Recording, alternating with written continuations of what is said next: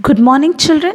Here we are into the second session of our chapter 11, that is Earth, Sun, and Moon.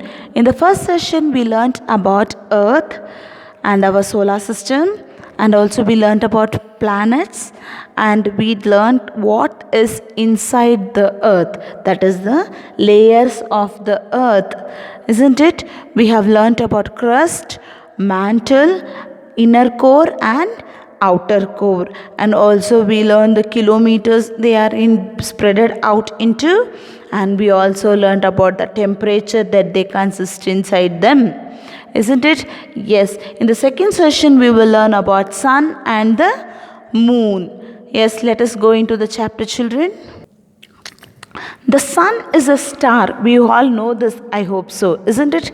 We call the sun is our closest star that is near to the earth, and as we also know, sun is the main source of our solar system. And hope in our lower classes like fourth standard and third standard, we have got a question in our answers also, right? What is the difference between sun and the planet, or the stars and the planet, isn't it? Yes, as we all know that, I would like to give a small introduction saying that stars are the luminous body which have lights of their own. At the same time, planets are non-luminous body which do not have light of their own. So all our planets of our solar system sustain with the help of the light that is coming from the sun, which is the closest star to us. Yes, and if you say it is about 150 million kilometers away from us, 150 million kilometers. It is a huge ball of hot burning gas. So inside the sun, it is helium gas is burning. Okay, the gas that is burning inside the sun is the helium gas. So if you look at the surface of the sun, the sun has a thin layer of atmosphere called the corona. So don't think that corona is the disease which is spreading throughout the earth now. No, it is not that. It is only the layer of the sun's surface which is called as the corona. It is the corona that seems around the sun. Okay, the burning yellow thick color. Okay, and which is being seen during the time of solar eclipse. When you see the solar eclipse, can you see a small shining light? Yes, when the sun is black in color and you can see a small light, shining light. Yes, you can identify that as a corona. The spherical sun has a diameter of about 13,92,000 kilometer. So 13,92,000 kilometer. By now you in your maths you would learn what is the diameter and radius, isn't it, children? Yes. So the spherical sun's diameter is 13,92,000 kilometer. So you can imagine how much is 1 kilometer, how much is 13,92,000 kilometer. Okay, the sun is so big that 1,000,000 earths can be fit into it. So 1,000,000 earth can be put inside the sun. It is too big, very huge. But still consider small, because stars are usually much larger. In fact, the sun is a dwarf star. So when compared to other stars, okay, our sun is a small star. Okay, when our sun is only for us to be imagined, it is too heavy, right? It's too big. Because 1,000,000 earths can be put into a sun means you can imagine how big a sun is to us. But according to the other galaxies and other suns, our sun is very small compared to all the other stars. Is it clear? Okay, the sun is made up of mainly hydrogen and helium. As I told you, it is made up of helium gas, hydrogen and helium. at the center of the sun, known as the core. So sun is having in the center core. Inside the core, hydrogen and oxygen is burning. Hydrogen changes into helium. This process releases a large amount of heat and light energy, which is called the solar energy. So when hydrogen is changed into helium, okay, usually hydrogen is a burning gas. Hydrogen, when it is changed into helium, it releases more heat and light. When this heat and light is released, obviously heat and light is spread throughout the universe itself, isn't it? So when this is being spreaded out, this energy that comes out is, we call it as the solar energy. Okay. Yes, solar energy is most important source of energy for man. It is almost inexhaustible. Right? What do you mean by inexhaustible, children? We know about the energies. In the last class also we have learnt about renewable energy and non-renewable energy, right?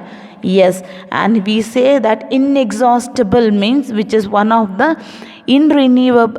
renewable energy. Every time you can be accessible to our sun for our solar energy, isn't it? Yes. And see, now we come back to moon. Before coming back to moon, can you tell me whether moon has its own light, children?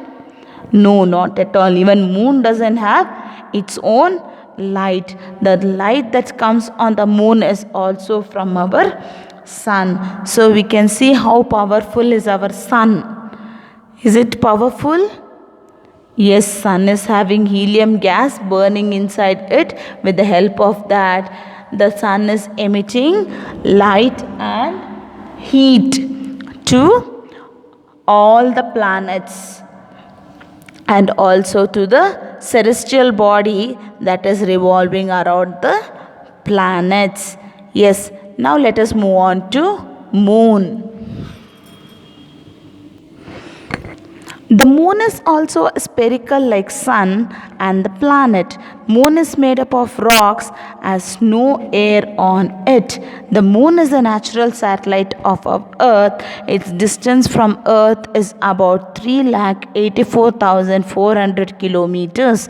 The moon does not have any light of its own.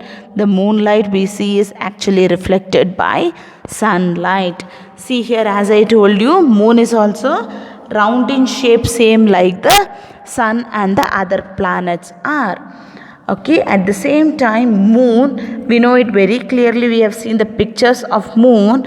We cannot have any life existence on moon because the surface of the moon is completely with the craters, which are called as small holes. Okay, these holes are created because of the meteorites. When the meteorites, they come from other side of the universe and they hit the moon is having some holes. Okay, and because of all these reasons, the surface of the moon is completely dry and there is no air in the moon, which is completely very, very important and essential feature for human existence, isn't it? Air. Without air we can't even breathe, we cannot be alive also. And it says moon is the natural satellite of our earth. Okay, we have other artificial satellites. Among that, moon is one of the natural satellite. Okay, the distance from earth to moon is 384,400 kilometers away. And also, as I told you, moon does not have light of its own. The sunlight that falls on the moon is being reflected back to the earth. That's all.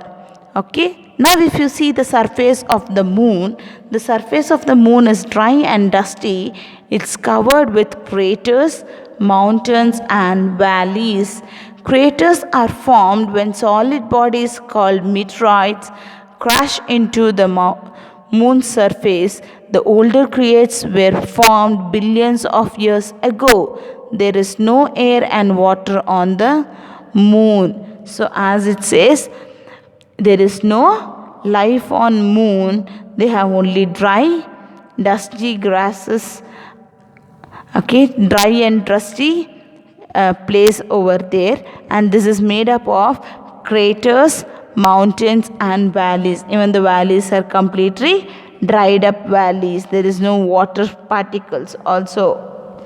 And here these craters are made by the meteoroids, which I previously told you. Okay, meteoroids that will come from the asteroid belt, they start falling on different places.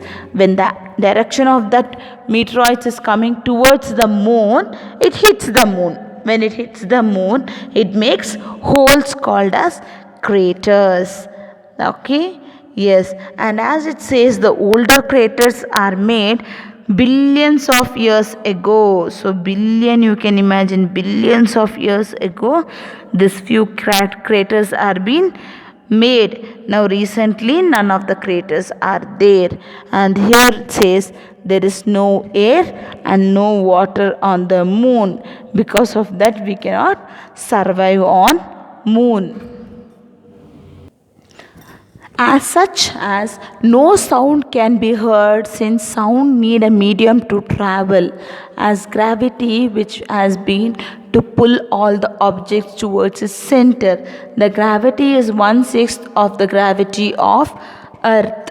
So here it says no sound could be heard because there is no atmosphere where the sound can be traveled from one place to other, and also there is no proper gravity. In some movies or in some TV programs you would have seen, no, and cartoons, the children jumping from one place to other place when they stand on the moon. Yes, most of you would have seen that cartoons. The cartoons they show like people have landed up on the moon, and in the moon they are not able to walk properly, they are jumping. Yes, because their gravity is very very less. It says 1/6 of the gravity of the earth. And now if you look here, it is the phases of the moon. Yes children, hope everybody would have observed this. Sometimes the moon is big, sometimes the moon is small, and sometimes we don't have the moon at all, isn't it? Yes, this is what we call it as the phases of moon. Just have a small look over here. Yes, we can see the full moon and half moon on the both the edges. That is, this is the full moon and this is the new moon. When you start your journey from full moon, yes, full moon, one side of the moon is totally visible. Then more than half of the once visible moon, then half moon is visible, then one's portion of the visible part is been coming and the black part is coming up and the visible part is reducing. Yes, then we can see the new moon coming. After that, little of the visible part will come. Then we have half moon. Okay, then the visible part is increased and the black part is decreasing. Then it completely becomes the full moon again. Okay, this is called the phases of the moon. Okay, landing on moon. So as we know, when we talk about the first American who landed on the moon, whom do we call? Yes, we say Neil Armstrong, isn't it? Neil Armstrong is the one of the American astronaut who landed up on the moon. So now landing on the moon. When you talk about landing on the moon, it says it is a long way indeed to the moon, but man has made it a historical trip. The first man to land on the moon was the crew of the American space mission Apollo 11. It was launched from the Kennedy Space Center at Florida on July 16, 1969. the rocket that carried it into space was Saturn V, Apollo 5. Carried them three American astronauts Neil Armstrong, Edwin Aldrin, and Michael Collin. So these are the three people who went in the spaceship and landed up on the moon. Okay, in the year 1969. Okay, with the help of the spacecraft. Okay. Neil Armstrong was the first to step out and thus became the first man to set foot on the moon on July 20th, 1969. He and his Aldrin stayed from two and a half hours on the moon and collected rock samples to bring back to the earth. These rocks have given scientists a lot of information about the moon.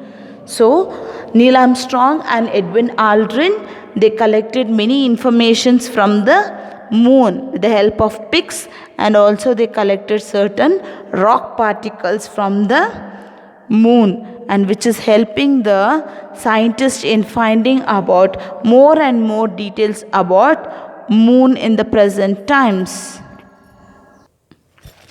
After Apollo 11, many more missions have gone to the moon and elsewhere in space. Some we have been manned, that is, had crews in them, but many other unmanned spacecraft had been sent to the orbit of the moon, land on it, and bring back information through photographs. So other than the Apollo 11, there are other there are other spaceships also going to the moon's orbit. Sometimes they land on moon, they take some pictures, or sometimes they are left in the air to orbit around moon. And also there are some spaceships that brings back information to the masters, that is the person who has sent the spaceship. Is it clear? Just have a look on the picture here, children. That is the artificial satellite. There is a small introduction about the artificial satellite, which seems to say Earth is a natural satellite and there are many other artificial satellites. They are revolving around the Earth as well as the moon also. The satellites gives us the information about what it is happening and how it is being taken placed into. All this information is collected by the artificial satellites that have been sent from our nation itself. Is it clear? Now we will look into ellipses, that is the eclipses. Well, let us see what is this eclipses and how are they formed. Eclipses. In eclipses, the meaning of eclipse is hidden. Eclipse means it is hidden. So we don't find eclipse every day, isn't it? Once in a time only this eclipse come. Yes, therefore it is called as hidden. So in eclipse we have two types. One is the lunar eclipse and the other one is solar eclipse. So when the sun, moon and earth come in a same position in a straight line, we call it as the one of the eclipse, which is called as the lunar eclipse. Is it clear? So let us see how the lunar eclipse is formed. Here, as I told you, when the sun, moon and the earth come in a straight line, they form a eclipse. Yes, because as we know, the earth do not emit its own light and also the moon does not emit its own light. All the object that emits its own light is our sun alone, isn't it? Now when you compare, when the sun, moon and sun, moon and earth are in the same line, okay, when the sun and earth come in between sun and moon, when this earth comes in between the sun and moon, we have the shadow of the earth falling on the moon. We find the shadow of the earth falling on moon, because of which the light is not being passed to the moon. The light is directly absorbed by the sun, and the light is not passed to the moon. This is called as the lunar eclipse. And at the same time, when the earth comes in between the sun and earth, when the moon comes in between the sun and the earth, we have solar eclipse.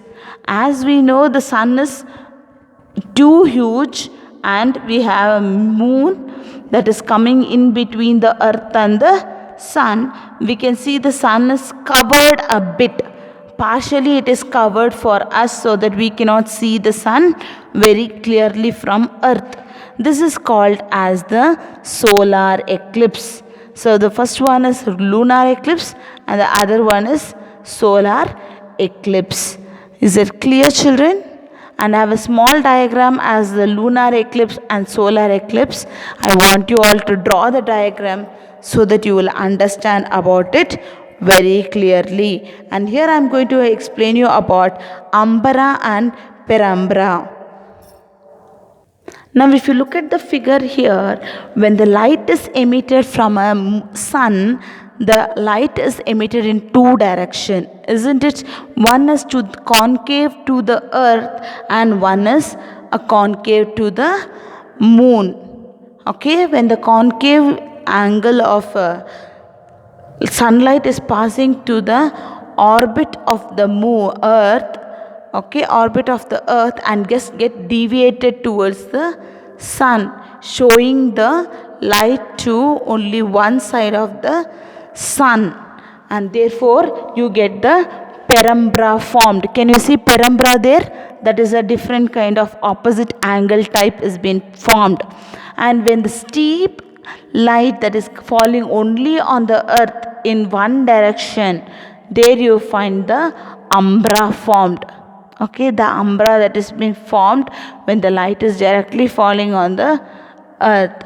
And other than that, when it is light is coming inclinedly on the earth, then it is called as the solid umbra. Okay, is it clear, children? This is the eclipse of lunar eclipse. Next, let us see what is the umbra formed and penumbra formed in solar eclipse. Now look at the figure here. In solar eclipse, when the light is directly falling on the moon, okay, and it is deviated little, only the deviation is very much less. Okay, we can see the penumbra getting formed from in the smaller distance, and at the same time even umbra is formed very small. Okay, the umbra is formed in the very small direction. Yes, this is the picture of solar eclipse and lunar eclipse. Yes, and also this eclipse is one of the reason for the changes.